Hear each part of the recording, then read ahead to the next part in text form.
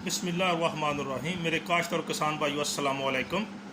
आजकल मुझे कुछ दोस्तों फार्मर की तरफ से फ़ोन आ रहे हैं जो कि लेट सोविंग कर रहे हैं मूंजी की, कि जनाब कब तक हम ट्रांसप्लांट कर सकते हैं, कब तक करें तो पैदावार नहीं कम होगी, या कैसे करें या ना करें।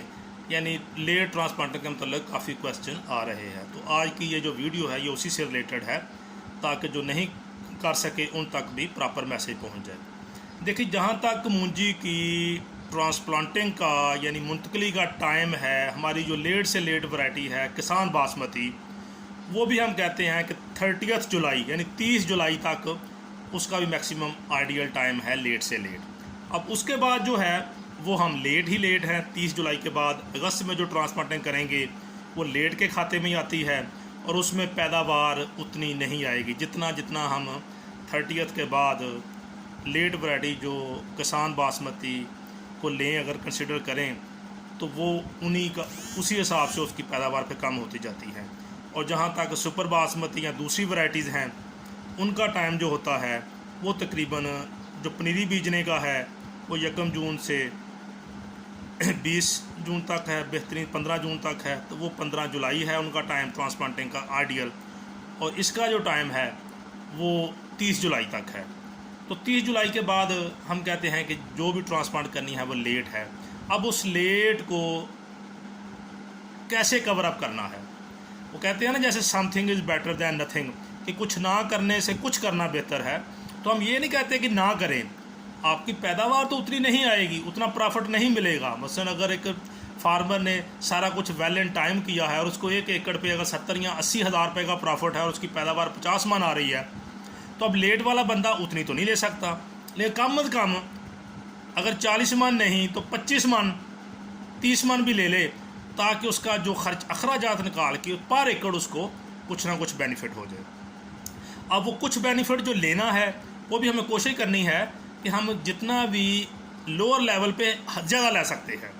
उसके लिए कुछ सजेशन हैं, कुछ मशवरे हैं जो हमारी काला काकू की रिसर्च बेस पे हैं। वो ये हैं कि जब पनीरी, अब जिस भी ज़िम्मेदार से पूछेंगे ना जी, उसकी पनीरी की उम्र तो अब 30 दिन की नहीं है। तो लाभ जो भी पनीरी हो, जो भी वैरायटी हो, उसका जो आइडियल टाइम होता है वो हम कहते हैं वैसे 20 से 30 दिन के दरमियान है। अगर 20 दिन की पनीरी तैयार है, फील्ड लेवल है, तो वो बहुत आइडियल है। लेकिन हमारे चूँकि फील्ड लेवल नहीं होते, ज़िम्मेदार से पनीरी तैयार नहीं होती, तो हम उसको एक मार्जिन दे देते हैं कि यार 25 से 30 दिन आइडियल है और ज़्यादा से ज़्यादा तुम 35 दिन तक ट्रांसप्लांट कर लो। लेकिन अब जो सूरत हाल जा रही है, अब जो पनीरी ज़िम्मेदार के पास मौजूद है, जिन दोस्तों ने कॉल की है, जो उनसे मैंने जब इन्फॉर्मेशन ली है, तो पनीरी 40 दिन से ऊपर है, किसी की 40 की, किसी की 45 दिन की है। तो अब जब पनीरी 30 दिन से ऊपर हो जाती है तो लेट होने के साथ साथ एक और मसला जो आता है कि उस पनीरी में शाखें बनाने की जो कैपेसिटी है, ताकत है, वो कम हो जाती है।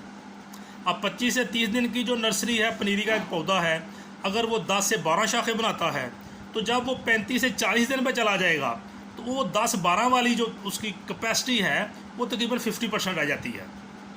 तो इसको हल इस तरह करना है कि अब हमने शाखें बढ़ानी है, पर हिल जहाँ लगानी है अब एक शाख नहीं लगानी, यानी एक पौधा पनीरी का नहीं लगाना। कितने लगाने हैं? कम अज़ कम 2 से 3 पौधे लगाने हैं, कि जो उसकी ताकत कम हुई है शाखें बनाने की, जब ज़्यादा शाखें एक जगह 3 लग जाएंगी, तीनों शाखें भी 4-4 भी शाखें बनाएगी, तो हमारी 12-14 की तादाद जो है रिक्वायर्ड वो पूरी हो जाएगी। एक तरीका तो ये करना है कि शाखें ज़्यादा लगवानी है, यानी पनीरी के पौधे 2 से 3 फी सुराख लगाने जहाँ लगानी है। और आजकल लेबर का भी जो है इतना इशू नहीं है, क्योंकि मैक्सिमम पीरियड तो हमारा गुजर गया है ट्रांसप्लांटिंग का। अब चंद एक ज़िम्मेदारी हमारे बच्चे हैं जिनकी कुछ मजबूरियाँ थी, किसी को क्रॉप लगी हुई थी, किसी के पास पानी नहीं था, बारिशें खूब हुई हैं, तो अब उनके पास पानी वाफर मकदार में आ गया, तो अब वो लगाना चाहते हैं। तो उसके लिए ज़रूरी है कि एक तो वो जो लगाने हैं पौधे, वो लाभ लगाने वालों को खा पैसे ज़्यादा देने पड़े, कोशिश करके एक बालिश यानी 9 इंच से भी अगर डिस्टेंस कम कर लेंगे तो और भी पैदावार आप बढ़ा सकते हैं। एक उनका पौधे से पौधे का फासला कम करें, और फी सुराख पौधे भी 2 से 3 लगाएं। ये तो हो गया ट्रांसप्लांटिंग से मतलब। और इसी के साथ ही लिंक है खादों का सिलसिला भी, कि खाद भी प्रॉपर हमने डालनी है, ताकि वो जो लेट हमारा हुआ उसको कवर अप करने के लिए। तो बेसल खाद अब ज़रूर डालनी है। अब जहाँ कहीं बाद ज़िम्मेदार के खेतों में पानी बहुत ज़्यादा है, वो उस ज़्यादा पानी में कद्दू तो हो जाएगा, लेकिन हमने ख्याल ये रखना है अगर खेत में पानी ज़्यादा है, हमारी जो रिकमेंडेशन है, जो रिकमेंडेड प्रैक्टिस है, हम वो ये कहते हैं कि प्लोइंग 2 दफ़ा 4 दफ़ा करके कद्दू जब आखिरी सुहागा करना है, उस सुहागे से पहले खाद का छट्टा यानी DAP देनी है या SSP डालनी है, पोटाश डालनी है, वो डालकर उसके ऊपर सुहागा कर दें। अब जिस ज़मींदार भाई के खेत में पानी ज़्यादा है, वो सुहागा करने से पानी अगर चांस है कि वट्टें क्रॉस करके दूसरे हमसाए के खेत में चला जाएगा, तो वो ज़मींदार भाई फिर खाद सुहागे के नीचे ना डाले। सुहागा करके ज़मीन फुल तैयार करके फिर उसके ऊपर खाद का छट्टा देकर उसके ऊपर लाभों से लाभ लगाएगा, तो लाभ लगाने वाले लाभों के पाँव से और उनके हाथों से ऑटोमेटिकली खाद जो है वो नीचे चली जाएगी जहाँ हमने रूट लगानी है। तो ये खाद की भी मैनेजमेंट ज़रूरी करनी है, और साथ ही हमने पौधे भी बढ़ाने हैं, पौधे बढ़ाने हैं, और इसके साथ दूसरी खादें जो है उनको भी हमने लाभ लगाने के फ़ौरन बाद ही एक स्केड्यूल है, हम अगली वीडियो में बताएंगे कि जो खादों का स्केड्यूल है वो आपने कैसे चलना। ये था चंद एहतियातें कि ज़मीन कैसे तैयार करनी है और लाभ कैसे लगानी है। और बाद का जब लाभ बढ़ी है तो बाद हमारे किसान भाई क्या करते हैं, ऊपर से लाभ को काट देते हैं कि जी छोटी कर दें ताकि विरली ना लगाएं, लगाने वाले स्पेस पौधे ना लगाएं। तो हम इस प्रैक्टिस को बिल्कुल इसके हक में नहीं है, हम इसको रिजेक्ट करते हैं कि जब आप पौधों को काट देंगे तो आजकल अगले महीने में बीमारियों की भी बहुतात होती है, तो बीमारियों के जसीमे मौजूद हैं। तो जब पत्तों को हम ज़ख्मी कर देंगे खुद ही, तो वहाँ से पौधे में जरासीम आके उस इन पनीरी वाले खेतों में बीमारी के हमले के बढ़ने का चांस ज़्यादा है। इसलिए बिल्कुल पनीरी को नहीं काटना, पनीरी को वैसे ही लगवाना है। कोशिश करके क्लोज स्पेसिंग और पर हिल पौधे बढ़ाने हैं, इंशाल्लाह ऐसे लगाना है जो भी ज़मींदार भाई आजकल ज़मीन की तैयारी कर रहे हैं या लाभ लगा रहे हैं। ठीक है जी, इसके साथ ही मुझे इजाज़त दें। अल्लाह हाफ़िज़।